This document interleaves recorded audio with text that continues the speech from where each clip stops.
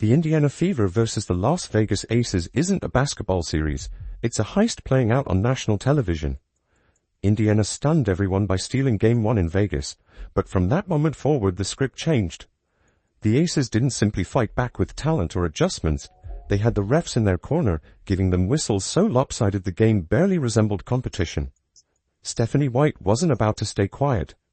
In one of the most emotional post-game interviews of her career, she demanded nothing less than a league-wide investigation into the state of WNBA officiating. Fans inside Gainbridge saw it, social media saw it, and the box score confirmed it. The Aces weren't beating Indiana. They were being gifted wins. The tragedy, those phantom whistles overshadowed the grit, resilience, and pure heart the Fever brought to the floor every night. Now, let's be clear. This wasn't Indiana's first time playing against two opponents, the team in front of them and the officials holding whistles. From the very beginning, it was obvious where the favoritism tilted. Game 1 laid the blueprint. Las Vegas couldn't generate rhythm offensively, so they leaned on free throws to climb back. Meanwhile, Indiana's physical defense, their ability to body up cleanly, magically transformed into foul trouble whenever it suited the referees. The Aces were allowed to throw elbows. The Fever got tagged for breathing too close. That double standard wasn't subtle. It was screaming at anyone who paid attention. It's hard for us to find flow when there's a foul call every 10 seconds. I mean, it just really is. And when they're at the free throw line, we can't get up and down the floor. And that's a challenge. They were much more aggressive and physical defensively. We didn't counter that with our off-ball actions or with our back cuts. So they took us out of our comfort zone. I mean, offense is about rhythm, it's about timing, it's about spacing. We allowed them to do that, and they kept us from doing it. By Game 2, it was undeniable. The whistles didn't just appear. They dictated the pace, pulling Indiana out of rhythm again and again. By Game 3, the bias had evolved into a wall the Fever couldn't scale. The moment that symbolized it best came in the third quarter. Aaliyah Boston, Indiana's anchor, challenged a foul call on Jackie Young. Stephanie White instantly motioned for a review, the bench was ready, and fans braced themselves. The officials, they acted like nothing happened. They flat out refused to acknowledge the request. Seconds later, Chelsea Gray nailed a three, flipping momentum on its head. What had been a hard-earned Indiana lead was ripped away, not by Vegas's execution, but by a call the refs wouldn't even let be reviewed. The Gainbridge crowd erupted in disbelief, their cheers turning into boos and fury. Clips of the sequence spread online within minutes, with fans and analysts pointing to that exact moment as proof of rigging. Those breakdowns showed more than just one missed review. They revealed a pattern of flops, elbows, and cheap shots by the Aces that were magically invisible to officials. 2-minute recap from last night. So A'ja Wilson pushes Howard in the back. Howard pushes her in the back. It's a foul on Howard. Look at this. Aaliyah Boston gets totally fouled by Alyssa Smith. Like, it's obvious but no call. And then A'ja Wilson gets the call for not half as much, and then Alyssa Smith gets the call for not even getting touched. Here's a replay just to prove it to you. Yep, didn't get touched. That's when this stopped feeling like oversight and started looking like an agenda. Watch the tape. Wilson bulldozed through Boston with shoulders lowered like a fullback, and play just went on. Indiana defenders were tossed to the ground, but silence. Meanwhile, if a Fever player so much as brushed a jersey, the whistle blew like they'd committed armed robbery. It wasn't about Vegas outclassing Indiana with skill. It was about refs handing them lifelines until the scoreboard tilted. I thought it was egregious. Honestly, I mean, I thought it was obvious. I felt like AB got one. Had one, go into the rim, they're in rotation, and then Lexi's, I felt like equally, we talk about, coming into the path, and it was an offensive player veering into the defensive player's path. But here's where Indiana proved different. Lesser teams would have broken. Most groups would have dropped their heads, muttered about the unfairness, and folded. Not the Fever, and the symbol of that defiance was none other than Lexi Hull. Think about it. How often do you see a player who probably shouldn't even be on the floor nearly flip the script of an entire playoff game? That's exactly what Hull did the last few games. Coming off a painful back injury from Game 1, she was listed as questionable every game. Her warm-ups looked stiff, her movements uncertain, and it seemed like she'd only play a few minutes as a placeholder. But Hull didn't just log minutes. She turned the night into her personal showcase of resilience, the kind fans will talk about long after this series ends.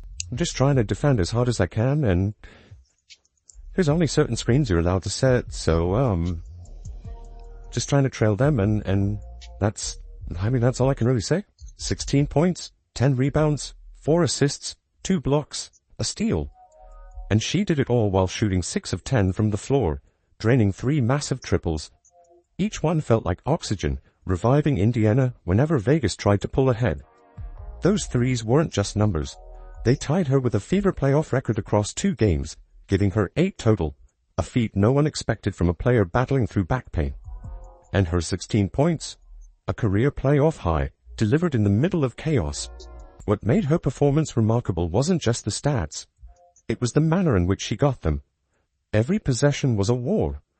Loose balls turned into collisions, rebounds into wrestling matches, and yet Hull never backed down. Cameras caught her grimacing in pain more than once, but that never stopped her from boxing out players bigger and healthier than her. She dove on the floor for loose balls, sacrificed her body on rebounds, and still had the presence of mind to knock down threes on the other end. Each play she made wasn't just worth points. It injected life into the Fever every time officiating tried to bleed them dry, and that's exactly why fans rallied to her. Gainbridge isn't blind. They knew what they were witnessing. A warrior playing through pain because her team needed her. Every rebound she pulled, every shot she drilled, brought the crowd back into it, even when whistles tried to snuff out the energy. Hull's effort was the beating heart of Indiana's resistance. But that's what makes the night sting even more. On the same night Lexi Hull delivered the best playoff performance of her career, the conversation wasn't about her. It wasn't about her 16 points or her gutsy 10 boards. It was about referees tilting the game. The spotlight that should have celebrated her courage was stolen by controversy. And maybe that's the perfect metaphor for the Fever themselves. Underdogs, underestimated, and constantly shoved aside, yet still standing tall. So let's put this in perspective. On one side, you had Hull giving everything, dragging her body through pain for the sake of her teammates. On the other, you had Wilson, the supposed MVP of the league, largely absent when it mattered most, propped up only by whistles that gave her chances Indiana never got. That contrast tells the whole story. One team earning it with sweat and sacrifice, the other being carried on the shoulders of officials who seemed more interested in protecting the Aces brand than letting the Fever's fight shine. Offensive foul, practically a football check, and the Aces score.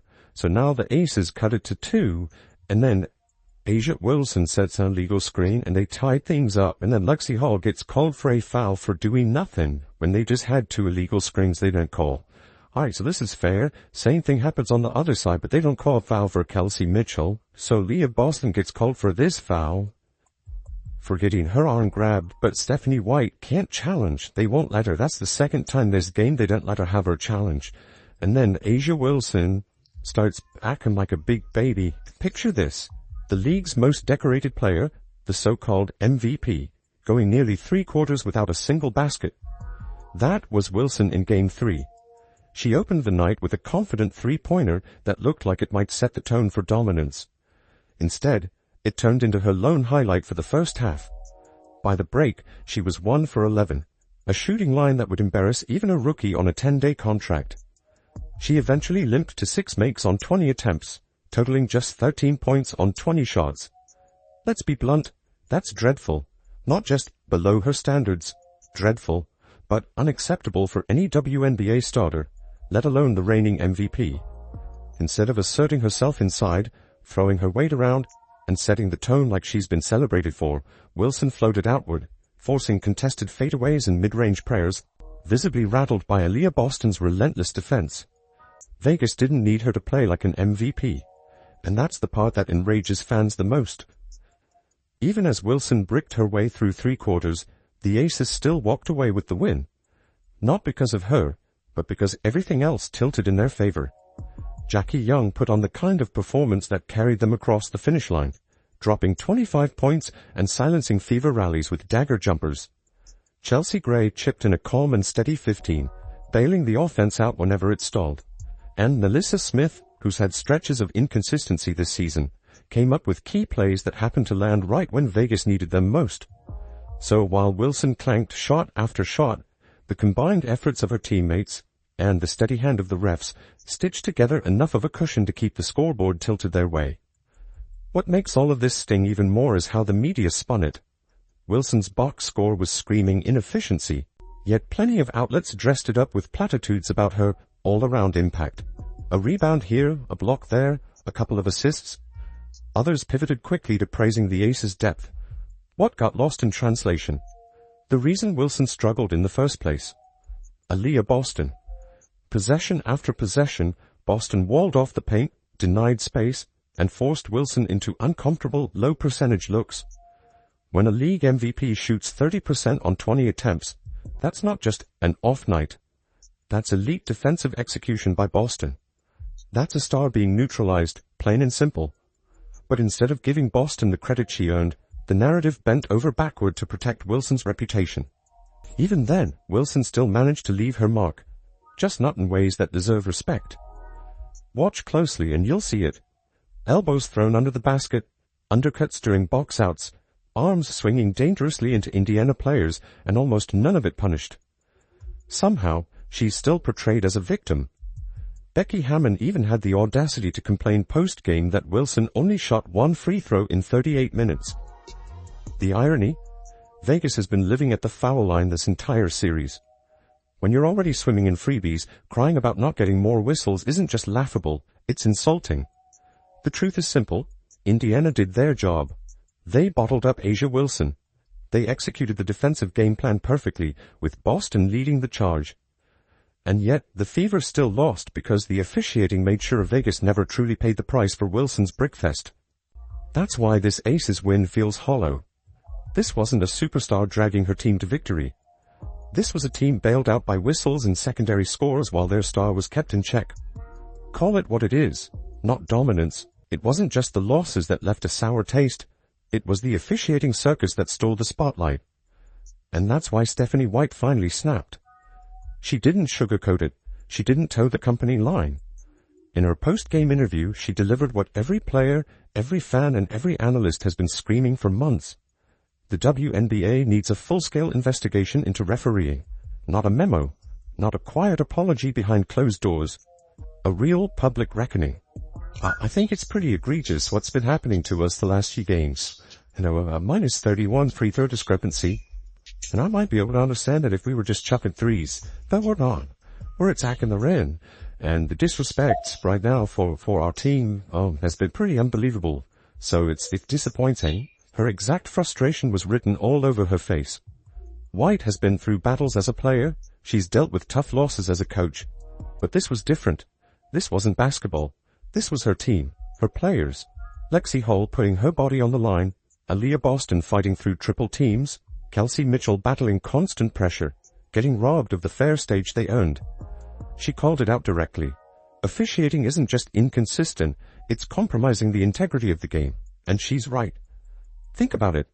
How many times have we seen Caitlin Clark hammered the last 2 seasons with no whistle, only to watch the exact same contact rewarded on the other end?